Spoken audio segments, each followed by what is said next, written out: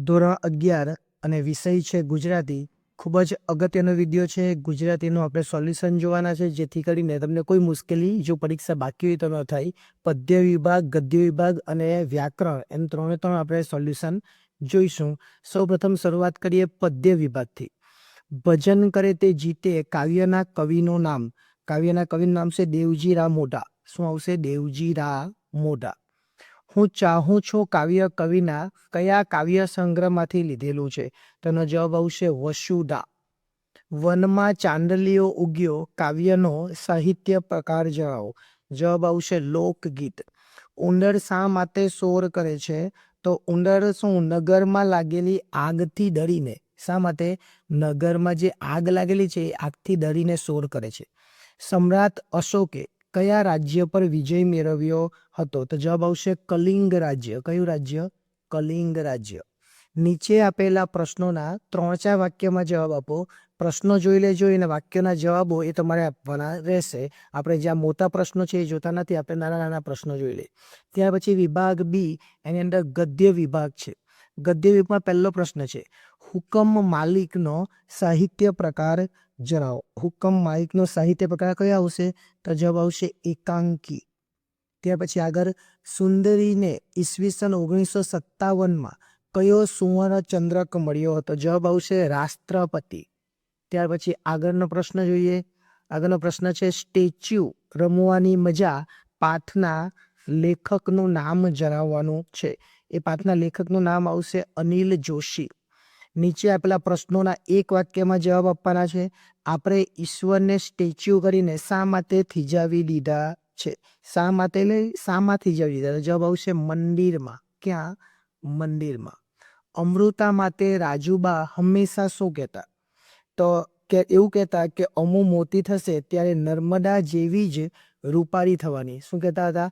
અમૃતા જ્યારે મોતી થશે ત્યારે, એટલે કે એને કહેતા અમુ જ્યારે મોતી થશે ત્યારે નર્મદા જેવી જ રૂપાળી થવાની, એવું કહેતા હતા. ત્યાર પછી 13 અને 14ના અથવામાં 14 છે, એ મોટા પ્રશ્નો છે, એ તમારે જોવાનું. ત્યાર પછી વ્યાકરણ વિભાગ છે. ખૂબ અગત્યનો વ્યાકરણ વિભાગ ગણાવી શકાય. સૌપ્રથમ પહેલું પરિચય. પરિચય એટલે શું આવશે? પરિચય એટલે આવે ઓળખાણ આવે અને સહવાસ આવે. ત્યાર પછી હરિવર. હરિવર એટલે શું આવશે? તો હરિવર એટલે પરમાત્મા આવે અને ઈશ્વર આવે. ત્યાર પછી મૂઢ એટલે શું આવે? તો મૂઢ એટલે સ્તબ્ધ આવે અને મોહવશ આવે. ઓકે, આટલું કરી આપણને 1 માર્ક્સ મળી જાય. ત્યાર પછી આપણે કોઈ પણ 2 જ લખવાના, આપણે 3 જોઈ લીધા. નીચે આપેલા વાક્યમાં રેખાંકિત શબ્દનો વિરોધી શબ્દ લખવાનો, પરંતુ વાક્યનો અર્થ બદલાવવો જોઈએ નહીં. કાગવાણી સુકનમાં ન લાવું. સુકનમાંની જગ્યાએ આપણે લખી શકવાનું અપસુકન. શું લખવાનું? અપસુકન. અને ન લાવુંની જગ્યાએ લાવું લખી દે. અપસુકનમાં લાવું, એટલે વાક્યનો અર્થ બદલાય નહીં. મીનાનું શરીર કાબુમાં ન રહેતું. કાબુમાં ન રહેતું તો કેવું રહેતું? અંકુશમાં. તો આપણે લખવાનું મીનાનું શરીર અંકુશમાં રહેતું, એટલે એનો મતલબ એવો થયો કે કાબુમાં ન રહેતું. પોતાને કંઈ જવાબ આલવો પડશે. એનો મતલબ શું આવશે? જવાબની જગ્યાએ સવાલ. પોતાને કંઈક સવાલ આલવો ન પડે અથવા આપવો ન પડે, એ રીતના આપણે લખી દઈશું. એટલે આ જે 3 પ્રશ્નો છે ને એની જગ્યાએ વિરોધી મૂકવાનો અને અર્થ ન બદલાય. આને નેગેટિવ એટલે ન કાઢી નાખવાનું ને આમાં ન મૂકી દેવાનું. આગળ, નીચે આપેલા શબ્દ સમૂહમાંથી કોઈ પણ 2 શબ્દ સમૂહ આપણે જણાવવાના છે. 3 પૂછે, 3માંથી 2. શરીરનું એકાદ અંગ જલાઈ જવાનો રોગ, એને શું કહેવાય? અને કહેવાય લકવો. શું કહેવાય? લકવો. ત્યાર પછી મસાલ લઈને ચાલનાર સેવક એટલે શું કહેવાય? મસાલચી. શું કહેવાશે? મસાલચી. સ્ત્રીઓને પહેરવાનું વસ્ત્ર એને કહેવાય પોલકું. પોલકું. આગળ, નીચે આપેલા તળપદો શબ્દના વિશિષ્ટ શબ્દ આપણે આપવાના છે. એમાં પહેલું છે પોબારા, એટલે નાસી જવું. પોબારા એટલે શું? નાસી જવું. આંતરે દાહડે એટલે શું? અમુક દિવસે. અમુક દિવસે. ત્યાર પછી નીચેના શબ્દોની જોડણી આપણે લખવાની છે. પુષ્ટિ સંપ્રદાય કેવી રીતના લખાશે? તો પુષ્ટિ આ રીતના લખાશે, પુષ્ટિ. અને સંપ્રદાય એટલે સંપ્રદાય તો સાચું જ છે. પુષ્ટિ ખાલી આપણે લખવાનું, તો બાકી સંપ્રદાય તો સાચું છે. રવિ મરીચી એની જગ્યાએ આપણે લખીશું રવિ અને મરીચી. મરીચી આ રીતના આવશે, બરાબર? એટલે એ જોઈ લેવાનું. ચાલો, ત્યાર પછી આગળ જોઈએ ત્રીજું છે પેપર એટલે કે ત્રીજું પેજ છે. નીચે આપેલા શબ્દનો અર્થભેદ આપણે જોવાનો છે. અર્થભેદમાં શું આવશે? પહેલું છે મેદની અને બીજું છે મેદની. તો મેદની એટલે શું આવશે? ટોળું. મેદની એટલે આવશે ટોળું. અને સૂર એટલે શું આવશે? તો સૂર એટલે આવશે અવાજ. ઓકે, આગળ.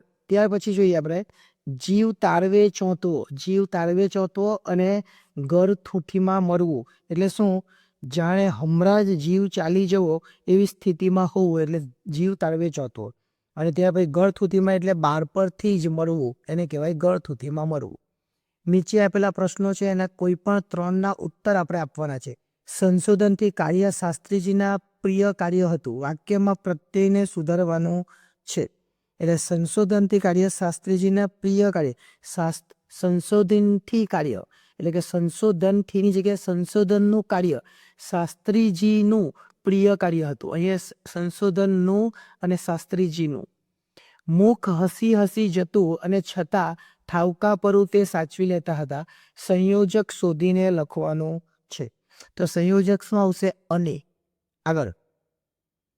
ત્યાર પછી આગળ સંશોધનથી એને ઓકે છે. આવાને તો એક પૈસો ન આપવો જોઈએ. વિભક્તિ શું આવશે? ના. આમાં વિભક્તિ એટલે ના કાઢી નાખવાનું અને વિભક્તિ કઈ આવશે? તો અહીંયા આવશે છઠ્ઠી વિભક્તિ. ને લોચને વિલસે વળી ચંદ્રનું માધુર્ય. સંયોજક આપણે જોવાનું છે. આની અંદર સંયોજક કયું આવશે? તો સંયોજક ને લોચને વિલસે વળી વળી. ઓકે, આગળ ચાલીએ. ડી અર્થગ્રહણ. ડી આવશે અર્થગ્રહણ. હવે એનો 1 માર્ક્સ છે અને જોઈએ આપણે દરેકને એક દરેક પ્રશ્નો પૂછેલા છે એ પ્રશ્નોના જવાબો આપણે આપવાના રહેશે એટલે આપણને એ કામ પણ આપણું થઈ જાય. ચલો, એટલે એ તમે શોધી લખી રહેશે, એમાં સમય બગાડતા નથી. ત્યાર પછી છે આપણનો ફકરો. એમાં બી સવાલો છે. ત્યાર પછી ફકરા ફરીથી સુધારીને લખવાનો છે. આ અધિકાર અરે ઓ મૂરખ એ આપણે ફકરો આખો સુધારીને લખવાનો છે. એ પણ તમે લખી શકો. અરે છે, અરે પછી અલ્પવિરામ લખવાનું. અરે ઓ મૂરખ આ નૃત્ય કહેવાય. કહેવાય એટલે એની જગ્યાએ પ્રશ્ન ચિહ્ન આપી દેવાનું. આ તો દારૂ પાયેલા વાંદરા જેવું તું કૂદકૂદ કરે છે. કૂદકૂદ કરે છે ત્યાં પછી પૂર્ણવિરામ. પૂર્ણવિરામ આપી દેવાનું. આવું નહીં, આવું નહીં પછી આ રીતના આવું નહીં, આવું નહીં પછી ડોટ ડોટ ડોટ. જરા સુંદર ડોટ ડોટ ડોટ. લલિત પ્રકારનું નૃત્ય બતાવ પાછું ડોટ ડોટ ડોટ. મારો હુકમ છે. એટલે આ રીતના આપણે લખી દઈએ એટલે આપણું કામ પૂરું થઈ જાય. લેખન સજ્જતા છે એમાં અહેવાલ લખવાનો છે. ત્યાર પછી નિબંધ લખવાનો છે. નિબંધ 1, 2 ને 3 આપેલા છે. 3માંથી કોઈ પણ એક નિબંધ લખીએ એટલે આપણું કામ થઈ જાય. એટલે અહીંયા આપણું આખું જે સંપૂર્ણ સોલ્યુશન છે એ પૂરું થાય છે. આપણે મોટા પ્રશ્નો લીધા નથી, ફક્ત તમને બતાવવા માટે કે કઈ રીતના પ્રશ્નો પૂછાય એવું આપણે આ સોલ્યુશન બનાવ્યું છે. એટલે નેક્સ્ટ ટાઈમ જ્યારે મળીશું ત્યારે બીજા એક વિડીયો સાથે આગળ વધીશું. આભાર.